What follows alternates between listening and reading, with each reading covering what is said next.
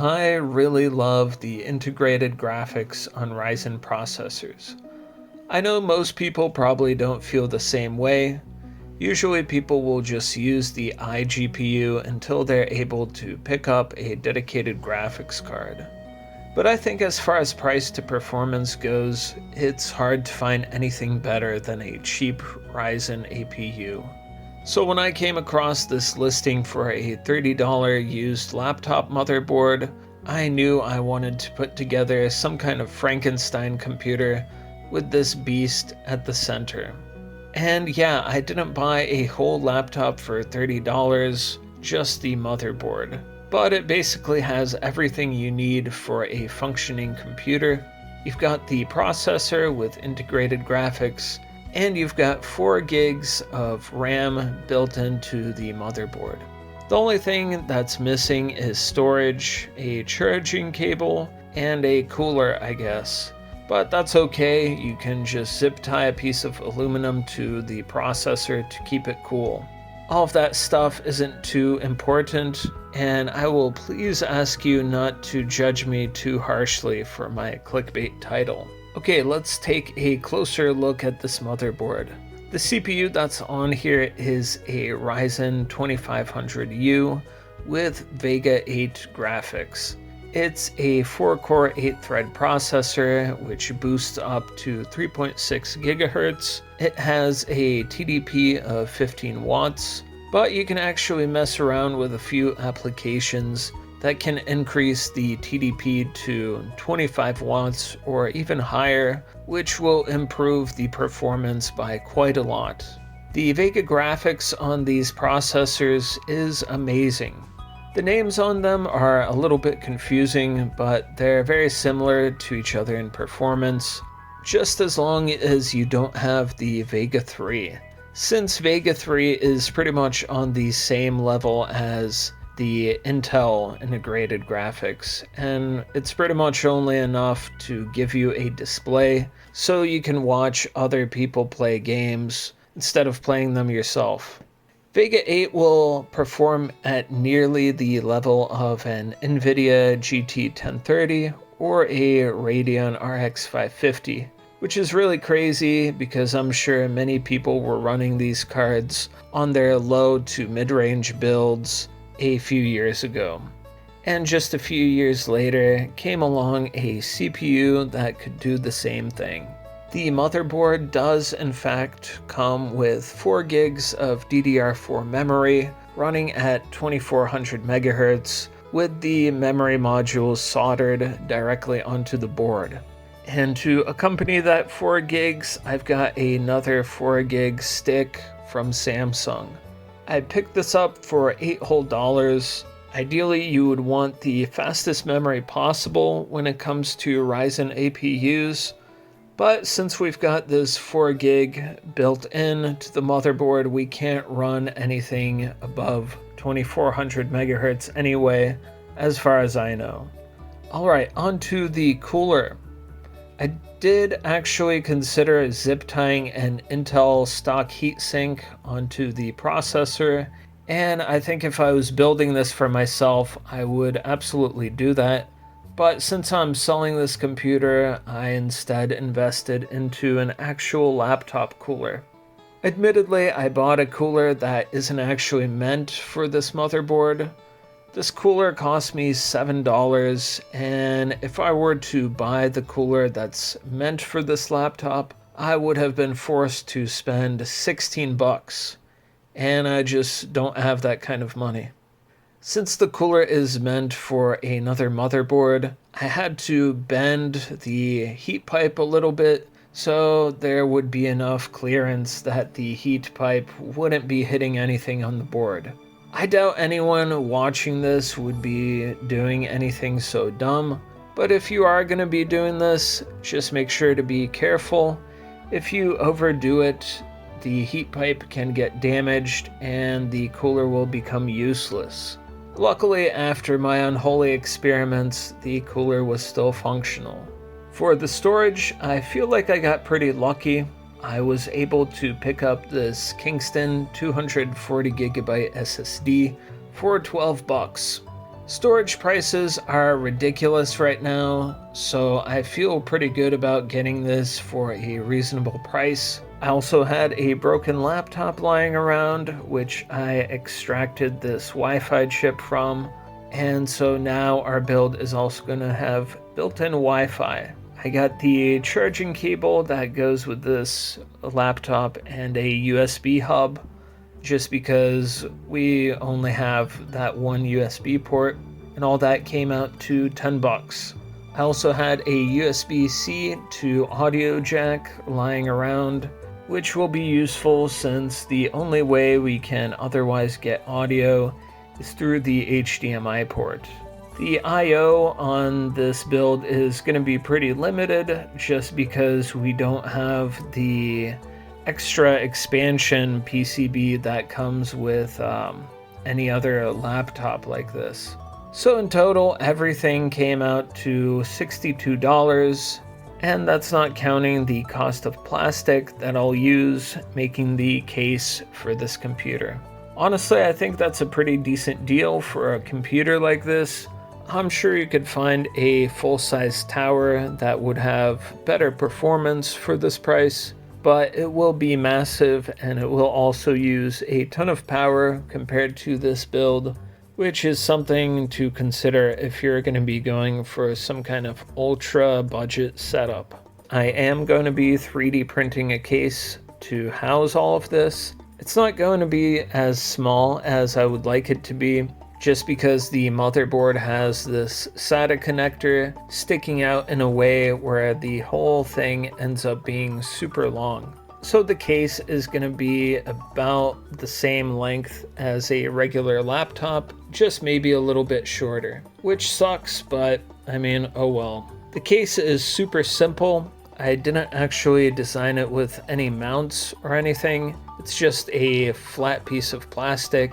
I instead super glued little plastic rings to work as standoffs where the holes are on the motherboard.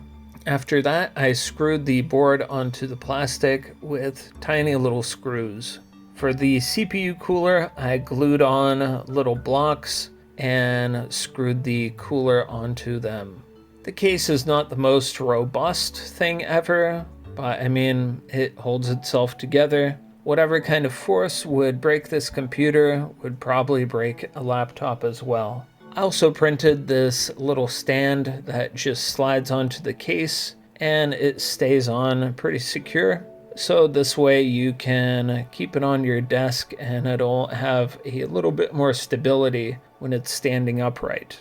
I think if you're going to be making something like this, you can just create some kind of locking mechanism and just have the computer slide onto the back of your monitor, which would create a sort of mono block, which you could easily take apart in case you need to take the computer somewhere. One thing that sucks about this build is that no matter what I tried, I was not able to unlock the TDP of the processor. Usually this is an option. Most people will be able to raise the TDP from 15 watts to 25. There's a million different programs that can do this, and it should be available for this computer as well. But it seems like maybe on the more recent BIOS revisions, they added something that makes it impossible. And I did try to downgrade the BIOS, but it wouldn't let me do that without a battery plugged in. And I really don't want to try changing the BIOS with any kind of software. So yeah, sadly the performance we're going to have isn't what this processor is fully capable of, which is a shame. Alright, now let's get into some gaming. I'm going to be starting out with emulation, and here I'm running Super Mario 64, and I will say that we're off to a good start. We're running at 60 whole FPS, which by the way is only possible because we're on an emulator. The original game runs at just 30 FPS. I never played it as a kid, but I'm playing through it right now on a $35 Chinese handheld, and the emulator there runs it at 30 FPS. So playing this on a desktop emulator at 60 feels really incredible. I did, however, notice that when you load into a new course, there is a drop in frames, but it seems to clear up once the area is loaded in. So if that bothers you, then I think that it might be a good idea to just cap it at 30 FPS instead. And for games like Ocarina of Time, which are a fair bit more intensive than Mario, you'll probably have to go down to 30 anyway, just to keep the audio from lagging. Also, some of you might have noticed the absolutely insane GPU usage being displayed by Riva Tuner. Just ignore that. I've had the same issue before using integrated Ryzen graphics. I think this is some kind of issue on the part of the monitoring software. Next up, we've got Luigi's Mansion on GameCube running in Dolphin emulator. The game is at 30 FPS and it's running well. Like a lot of games I test, I haven't actually played through this, so I'm not doing a very good job catching these ghosts with the little Ghostbusters vacuum cleaner. But the game is running very well and it has a cool atmosphere. It's definitely on my list of games I want to fully play through. Next up is another GameCube title, Super Monkey Ball, a game where you're a monkey in a ball and you're rolling around trying to gather bananas. The game is running at a steady 60 FPS without any issues. I think if anyone ever had one of those plastic toys that you tilt from side to side to make a ball roll around, then it's worth checking out this game. And like a lot of Nintendo games, you can just pick this up, play a little bit of it, and have a good time. And you don't have to worry about following any kind of story or learning any complex mechanics. And for our final emulated game, we have Simpsons Hit and Run on PS2. This game also came out on GameCube, but I have the PS2 copy. I recently played through the Portmaster version of this game on the cheap handheld I mentioned, which had quite a lot of lag and stutter. So playing this on a PC with a steady 60 frames per second feels really, really good. If you enjoy GTA and The Simpsons and you haven't played this game, then I highly recommend it. Especially since this feels like it was developed by people who really love the show, so the world has a lot of cool references and stuff that makes it feel like the developers really cared about what they were making. Okay, now on to some PC titles. To make sure our computer doesn't have a heart attack, I'm gonna start off light with a very ancient game, Warcraft 3: Reign of Chaos. This came out in 2002, and the best video card at the time was the GeForce 4 Ti 4600. And our integrated graphics chip is several times better than that ancient card. The same is true for pretty much all the cards of that decade, and it's pretty crazy to think that this super cheap iGPU will absolutely smash so many generations of dedicated graphics cards. So basically any game from the 2000s will work beautifully on this computer. I do wish I tested some more games from this era on this computer, since I feel like that's where it really shines, but I ended up selling it pretty quick and I just didn't have much time to run any more old games on it. But there's just a ton of stuff that this build could run super well. Really great games like BioShock, Dark Souls 1, Left 4 Dead, Dead Space. There's tons of incredible games that would run really well on here.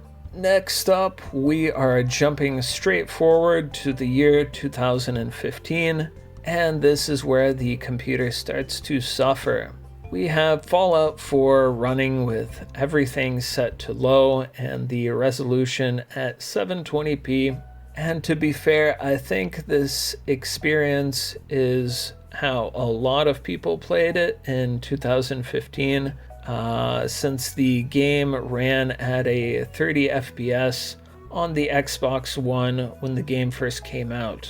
So if you want the Fallout 4 console experience, I suppose this is what it would feel like. It would also probably be a good idea to lock the game to 30 FPS with something like Riva Tuner if you're going to play like this, because I feel like you'll get slightly smoother performance. I'll also say that since I'm recording through OBS, the game will actually run better without the recording software going. You'll get a few extra frames and slightly better frame time. And our final game is going to, of course, be Elden Ring. One of my all-time favorite games, just a really great title. And no, I am not joking, I did actually play a little bit of Elden Ring on here. Every option we have is set to minimum, and the resolution is something right below 720p. I don't quite remember. I suppose you can judge for yourself whether or not this is a playable experience. I don't know, that's up to you. But I just really love this game, and I felt like it was worth seeing if it would even run on this computer to begin with. Alright, that's going to be it for today. Like I said, I wish I could have tested a few more older games on this computer, but I just sold it very quickly and I just did not have as much time as I wanted to mess around on it. The next video I'm putting together is going to be my own personal PC that I use every day for games, staring at YouTube, and on the rare occasion actually doing something productive. And I think that'll be a cool video since there were a ton of challenges in putting everything together. Also, if you feel like supporting the channel, I've got my PayPal linked in the description. It definitely helps out a lot when it comes to putting together builds like this. Anyway, I hope you enjoyed, and I'll see you guys in the next video.